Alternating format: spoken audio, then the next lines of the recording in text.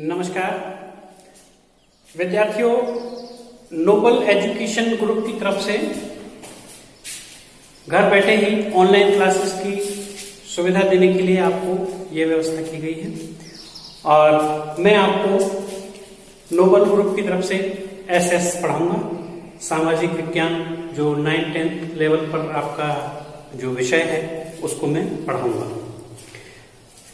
आपका जो सामाजिक विज्ञान विषय प्रारंभ करने से पहले मैं आपको बताना चाहूंगा कि ये विषय क्यों आवश्यक है पढ़ना, इसकी पृष्ठभूमि क्या है और इस विषय में क्या क्या चीजें हमको पढ़नी चाहिए।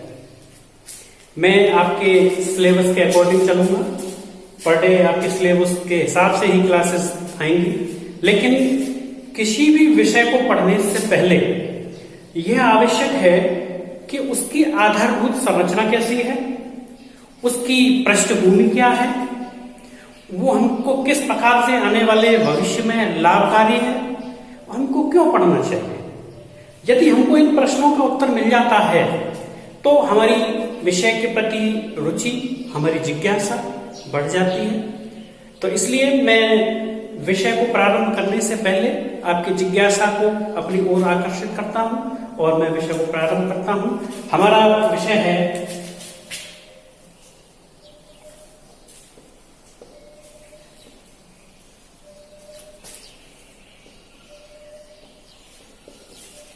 सामाजिक विज्ञान।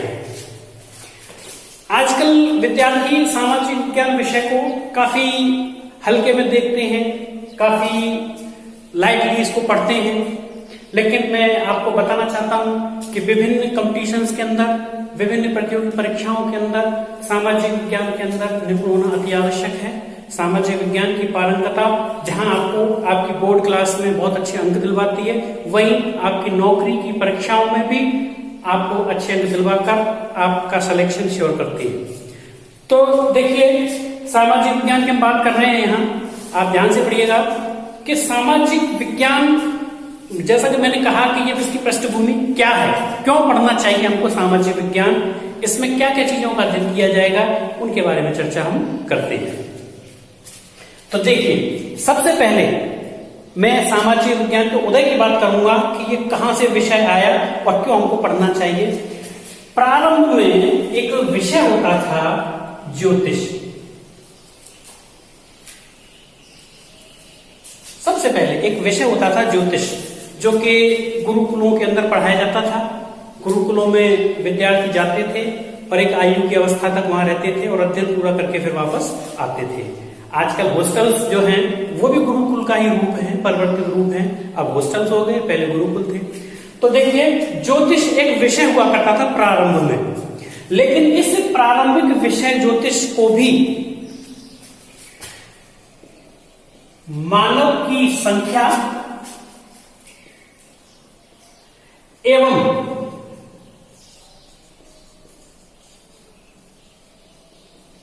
आवश्यकता के कारण, क्योंकि मनुष्य की संख्या कम थी प्रारंभ में, उनकी आवश्यकताएं भी सीमित थी, लेकिन समय के साथ मनुष्यों की संख्या बढ़ी, यानी कि जनसंख्या, और जनसंख्या बढ़ने के साथ साथ स्वाभाविक सी बात है कि आवश्यकताएं भी बढ़ी। तकनीकी का विकास होता गया, आवश्यकताएं बढ़ती गई। तो जब आवश्यकताएं बढ़ेंगी तो स्वाभाविक सी बात है कि किसी भी विषय का जो अध्ययन क्षेत्र है उसका भी विकास होगा। तो जो एक विद्यार्थी था जो गुरुकुल में जाता था और ज्योतिष का अध्ययन करता था, तो क्या वो अपने उस 25 वर्ष तक के जीवन काल में ये संपूर्ण आवश्यकता का जो अध्ययन क्षेत्र था उसका अध्ययन कर पाता? क्या वो नहीं कर पाता।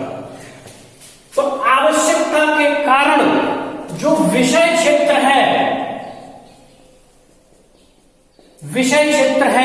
उसका विकास हो गया। पहले शुरुआत में जो ज्योतिष एक अध्ययन का विषय था उसको विभिन्न वर्षों में बांट दिया गया था। वो विषय क्षेत्र बहुत विशाल हो गया, और बहुत विशाल हो गया तो उसको फिर अलग अलग भागों में बांट दिया गया। अब अलग अलग भाग कौन कौन से थे? अगर कोई विद्यार्थी युद्ध में अपने आप को पारंगत करना चाहता है, युद्ध कला के क्षेत्र में जाना चाहता है, तो ज्योतिष की एक शाखा युद्ध कला बन गई, वो केवल युद्ध कला पढ़ेगा।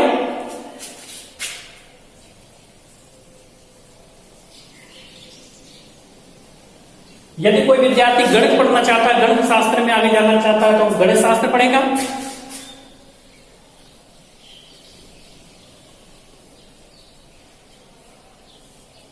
यदि कोई विद्यार्थी चिकित्सा शास्त्र में जाना चाहता है, वो चिकित्सा शास्त्र पढ़ेगा।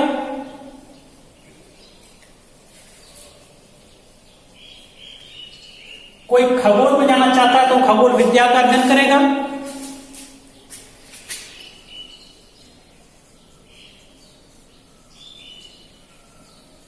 और यदि कोई राजनीति का अध्ययन करना चाहता है, राज्य के संचालन के लिए, तो वो राजनीति का अध्ययन करेगा।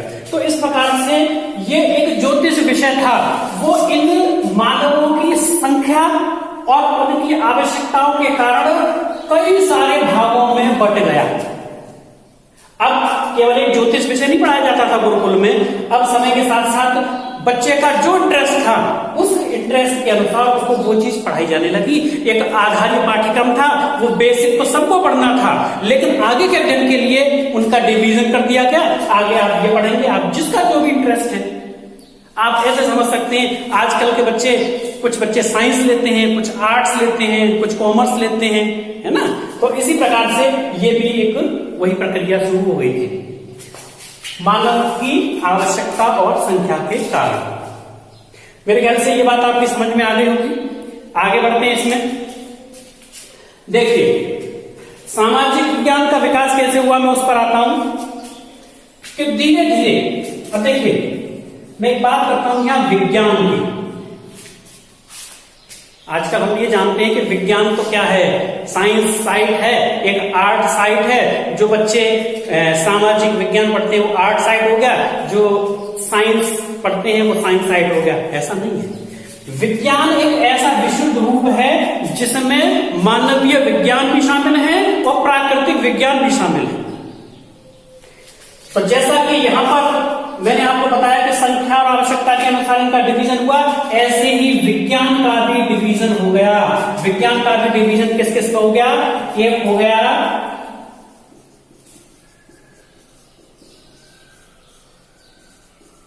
सामाजिक विज्ञान में, और दूसरा डिवीजन हो गया भौतिक विज्ञान में। अब मैं आपको यहां स्पष्ट कर देना चाहता हूं, कुछ बच्चे कंफ्यूज ना हो, कि ये भौतिक विज्ञान फिजिक्स है क्या। ये वो फिजिक्स नहीं है, ये फिजिकल साइंस है, ये प्राकृतिक विज्ञान है, और ये सोशल साइंस है, या आप इसको कहें मानवीय विज्ञान या ह्यूमन साइंस। इसके केंद्र में मानव था,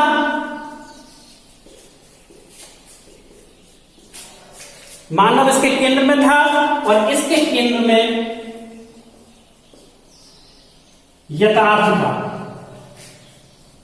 यानी कि जो चीजें सृष्टि में प्राकृतिक रूप से वास्तविक हैं, वो तो है भौतिक विज्ञान, और जो मानव की सुविधा के लिए, मानव के कल्याण के लिए जिन शाखाओं का विकास किया गया, विज्ञान की जिन शाखाओं का विकास किया गया, वो शाखाएं सामाजिक विज्ञान कहलाएं।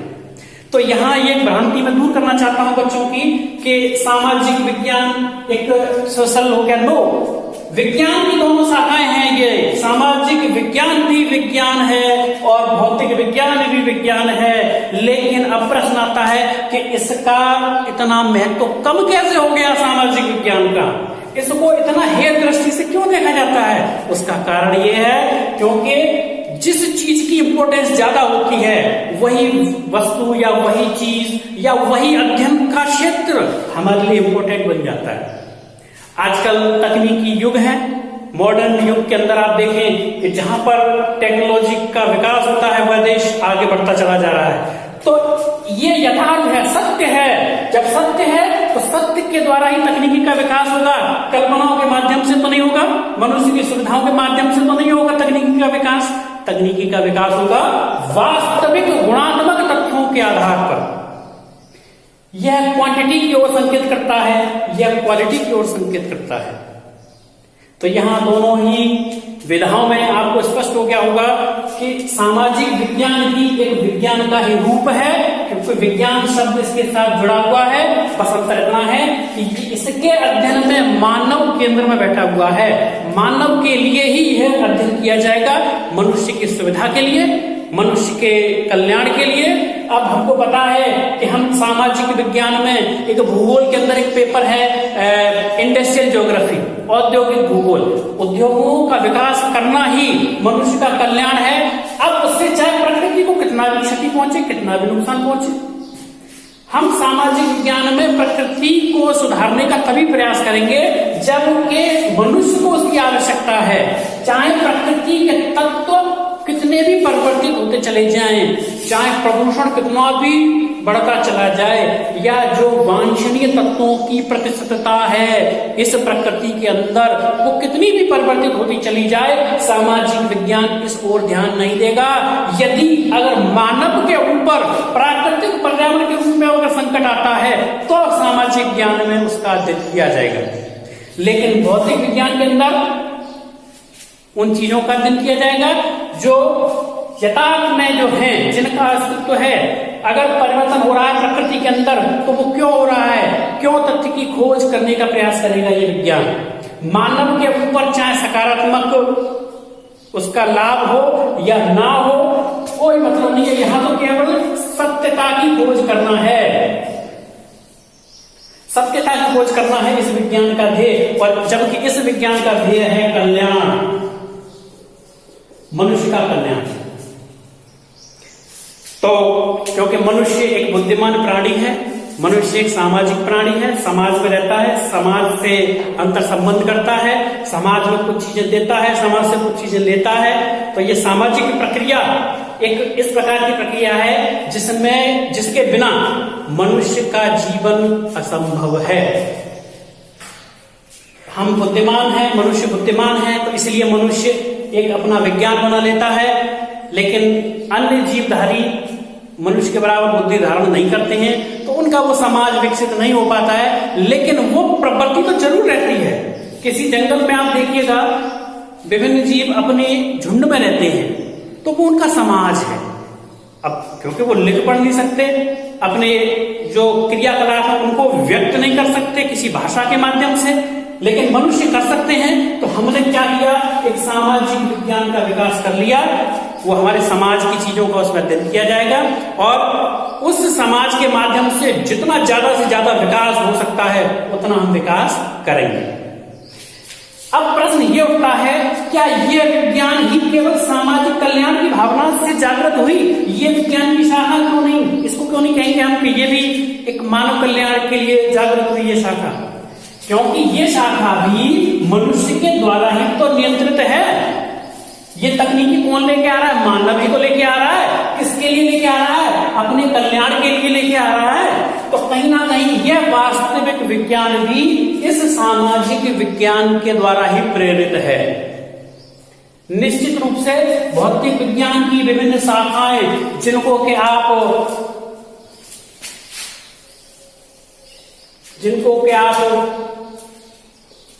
रसायन विज्ञान,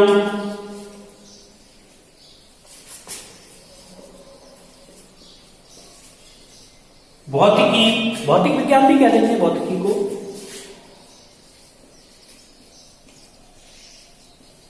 जीव विज्ञान आदि नामों से जानते हैं। इनकी भी बहुत सारी शाखाएं होती चली जाती हैं। और जबकि सामाजिक विज्ञान को आप राजनीति विज्ञान,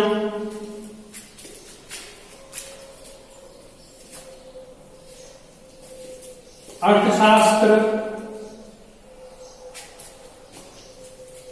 इतिहास, भूगोल, बहुत सारी शाखाएं हैं, मनोविज्ञान इत्यादि, इसमें आप बांट देते हैं। अब आप देखिएगा, यहां मैं एक बात स्पष्ट कर देना चाहता हूं कि कुछ शाखाएं ऐसी होती हैं जो सामाजिक विज्ञान को भी धारण करती हैं और भौतिक विज्ञान को भी धारण करती हैं। यानी कि कुछ अध्ययन के शास्त्रों का विषय क्षेत्र ऐसा होता है जिसमें सामाजिक विज्ञान भी है और भौतिक विज्ञान भी है, दोनों तथ्यों को शामिल किया जाता है। जिनमें अर्थशास्त्र में दोनों को शामिल किया जाता है, मनोविज्ञान में दोनों को शामिल किया जाता है, भूगोल में दोनों को शामिल किया जाता है। तो आपको बेटा ये बात समझ में आ गई होगी। मैंने एक पृष्ठभूमि पर बात की है, सामाजिक विज्ञान के बारे में बात की है, कहां से ये विषय आया, इतना विस्तारित क्यों हुआ, और प्रारंभ में ज्योतिष एक विषय था, उसकी विभिन्न शाखाएं बनी, क्योंकि मनुष्य की संख्या और उनकी आवश्यकताओं के अनुसार अध्ययन क्षेत्र बहुत विशाल हो गया, तो जिसकी जो रुचि थी वो अध्ययन करता था। वही चीजें क्रमबद्ध तरीके से अब भी चलती चली आ रही है। अब भी कैसे चलती चली आ रही है? जिसका इंटरेस्ट आर्ट्स में है, यानी कि सामाजिक विज्ञान में है, वो सामाजिक विज्ञान के क्षेत्र में अपना कैरियर बनाते हैं, और जिनका भौतिक विज्ञान के क्षेत्र में रुचि है वो अपना भौतिक विज्ञान के क्षेत्र में रुचि रखते हैं, तो उसमें अपना कैरियर बनाते हैं। इसको हम आर्ट्स कहते हैं, इसको हम साइंस कहते हैं। आपके 9th-10th लेवल पर साइंस और आर्ट दोनों ही विधाओं को पढ़ाया जाता है, दोनों को ही शामिल किया गया है। तो मैं आपको सामाजिक विज्ञान पढ़ाऊंगा बेटे। तो आज ये क्योंकि इंट्रोडक्टरी पार्ट है, इसलिए अभी मैंने थोड़ा सा इसमें परिचय ही दिया है, आगे भी इसको कंटिन्यू करेंगे, आगे के प्रश्नों को जानेंगे हम।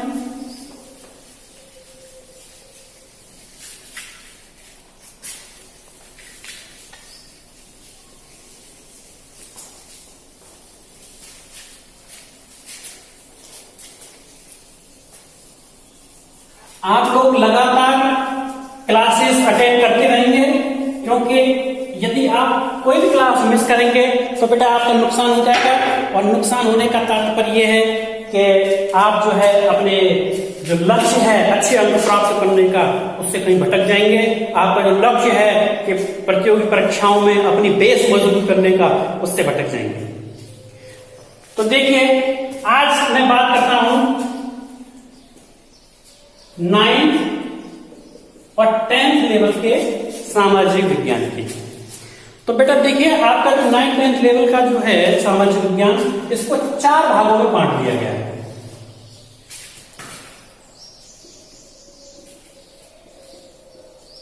इतिहास, भूगोल,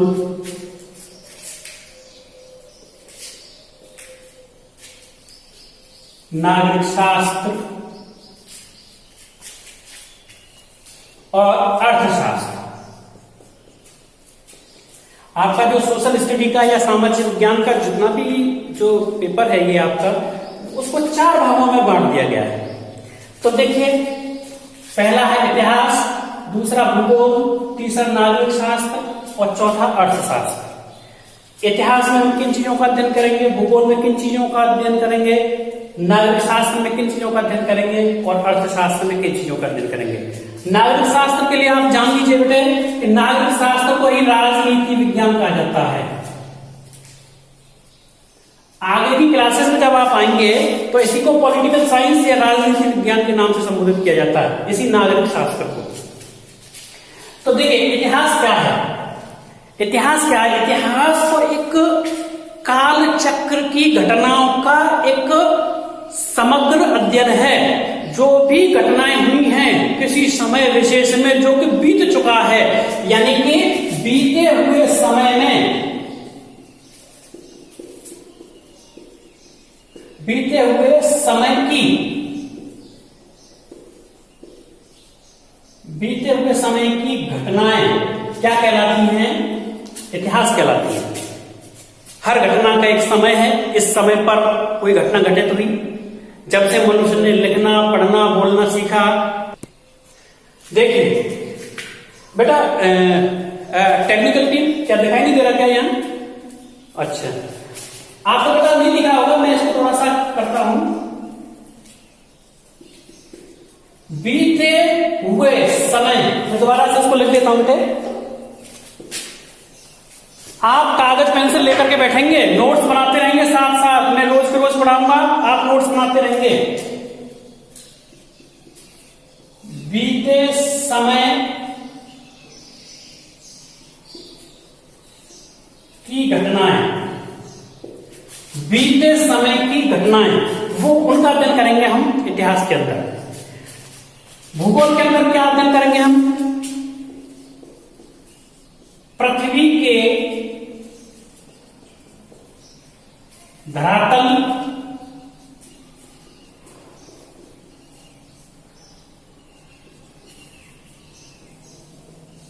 आंतरिक संरचना और विभिन्न तथ्यों से अंतर संबंध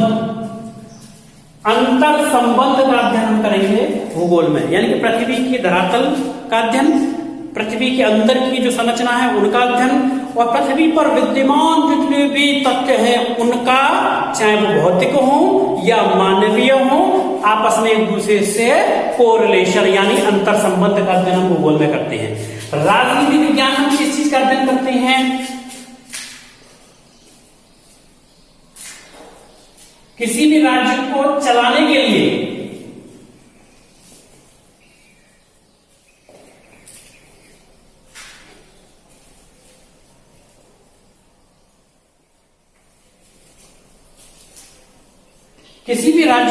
के लिए आवश्यक तथ्यों का अध्ययन हम राजनीतिक विज्ञान में करते हैं। चाहे उसमें कोई परिभाषा हो, चाहे उसमें कोई प्रभावित करने वाले कारक हो, या कोई परिणामी कोई तथ्य हो, उन सब का अध्ययन हम करते हैं नागरिक शास्त्र में या राजनीतिक विज्ञान में। अर्थशास्त्र में हम किस चीज का अध्ययन करते हैं? अर्थशास्त्र में हम अध्ययन करते हैं इतिहास में या भूगोल में, नागरिक शास्त्र में, इन सब के अध्ययन में अर्थ की आवश्यकता होती है, यानी कि धन की आवश्यकता होती है। तो धन को, यानी कि धन संबंधी अध्ययन हम किसमें करते हैं? अर्थशास्त्र के अंदर हम करते हैं। तो देखिए, इतिहास में बीते हुए काल चक्र की घटनाओं का अध्ययन हो गया, भूगोल में पृथ्वी से संबंधित विभिन्न घटनाओं का अध्ययन हो गया, राजनीति विज्ञान में या नागरिक शास्त्र में नागरिकों की व्यवस्था करने वाला शास्त्र, यानी कि राज्य को चलाने के लिए आवश्यक तथ्यों का वर्णन यह विज्ञान करता है, जिसमें कोई राजा कैसा होना चाहिए, प्रजा के क्या काम होते हैं, यानी कि अधिकार, कर्तव्य, किस प्रकार की चीजों का अध्ययन इसमें करते हैं, विभिन्न विद्वानों के क्या क्या योगदान है इन सभी शाखाओं के लिए, उनका अध्ययन करते हैं। लेकिन ये आगे की क्लासेस में फिर जाकर के ये डीप हो जाती है ये चीजें। तो अभी हम 10th लेवल की चीजों को अध्ययन करेंगे। तो यहाँ पर बीते हुए समय की घटनाओं की अपन बात करेंगे इतिहास में। सबसे पहले इन चारों शाखाओं में हम लोग इतिहास और भूगोल दोनों को लेकर के बात करेंगे। मैं एक इतिहास को लेकर के, भूगोल को लेकर के इनको एक साथ चलाएंगे। फिर जब ये कंप्लीट होगा पार्ट, उसके बाद में फिर पॉलिटिकल साइंस यानी राजनीतिक विज्ञान या नागरिक शास्त्र, इनके और अर्थशास्त्र की क्लासेस साथ पैरेलल चलती रहेंगी। तो आगे की क्लास में बेटे, तो यहां पर मैंने प्रारंभ में एक बात कही थी कि सामाजिक विज्ञान का अध्ययन हम क्यों करते हैं, इसमें क्या अध्ययन करते हैं। पहली बात, क्यों अध्ययन करते हैं, क्या अध्ययन करते हैं और इसके अध्ययन के क्या लाभ हैं। ये 3 बातों का प्रश्न यहां पर हम डिस्कस करने वाले हैं कि सामाजिक विज्ञान का अध्ययन क्यों कर रहे हैं, इसका क्या लाभ, क्या पढ़ेंगे इस अध्ययन में और लाभ क्या है। अब क्यों का उत्तर आपको मिल गया होगा, क्योंकि संख्या और आवश्यकताएं बढ़ती जा रही हैं और जब संख्या बढ़ रही है लोगों की, तो लोगों के विचार बढ़ रहे हैं यानी उनकी योग्यता बढ़ रही है। जब विचार बढ़ रहे हैं तो विचारों के आधार पर उनका जो शास्त्र है वो भी बढ़ रहा है, योगदान बढ़ रहा है किसी भी शास्त्र को बढ़ाने में। तो जब शास्त्र का विकास होगा तो विषय क्षेत्र तो स्वाभाविक सी बातें बढ़ जाएगा। तो इसलिए जब विषय क्षेत्र बढ़ गया तो एक ज्योतिष से विभाजन हो करके विज्ञान आया, विज्ञान के बाद फिर सामाजिक विज्ञान आया, सामाजिक विज्ञान से इतिहास आ गया। इतिहास के भी बहुत सारे पार्ट हो जाएंगे, अगली क्लास में पढ़ते जाते हैं। ग्रेजुएशन में, पोस्ट ग्रेजुएशन में इतिहास के बहुत सारे पार्ट बन जाते हैं। तो यहां मैं आपको बताना चाह रहा था कि अध्ययन क्यों करते हैं, क्योंकि इतिहास के अंदर जो भी चीजें घटित हुई हैं उनके परिणाम स्वरूप हमको क्या परिस्थितियां मिली, इस बात का हमको आभास हो जाए। आपने सुना होगा कई लोगों को ये कहते हुए कि बुजुर्गों के साथ रहने से उनके अनुभव प्राप्त होते हैं हमको। वास्तव में जो बुजुर्ग हैं उनका वो इतिहास ही तो है जिसके आधार पर वो बताते हैं हमको कि हमारे साथ ये घटित हुआ था तो इसका परिणाम ये होता है, और ऐसी परिस्थिति आ जाए तो ये नहीं करना चाहिए, नहीं तो इतिहास में ये होता है। उनके अनुभव ही तो इतिहास हैं। तो इतिहास हमको आगे बढ़ने की प्रेरणा देता है कि हमको इस प्रकार की घटनाएं घटित हुई हैं तो हमको ये इन चीजों से बचना चाहिए। अर्थात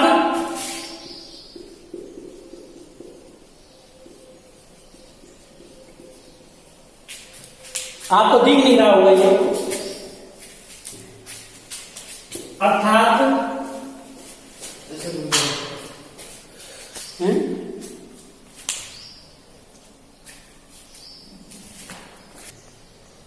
अर्थात तुलनात्मक अध्ययन करने में इतिहास योगदान देता है। दूसरी बात भूगोल। अब इस धरातल पर हम रहते हैं तो जिस स्थान पर हम रहते हैं उस स्थान की जो स्ट्रक्चर है, संरचना है, उसकी पूरी जानकारी होना जरूरी है। हम जिस स्थान पर रहते हैं उसका ऊपर का स्थल कैसा है, नीचे का स्थल कैसा है, और यहाँ की जो वायु है, जल है, अन्य व्यवस्थाएं हैं, उनकी उपलब्धता, उनका पता होना जरूरी है। तभी तो हम उनको संसाधन के रूप में अपने प्रयोग में लेके आएंगे। तो कौन सी चीज कहाँ है, कैसे है, उस चीज का अध्ययन हम भूगोल के अंदर करते हैं। अर्थात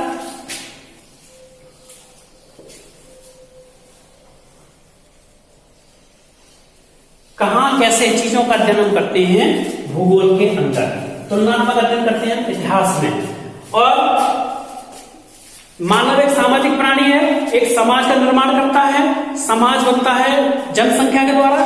अब जन की संख्या है, लोगों की संख्या है, समूह है, तो उसको संगठित करने के लिए, उसको चलाने के लिए, अव्यवस्थाओं से बचने के लिए कुछ नियम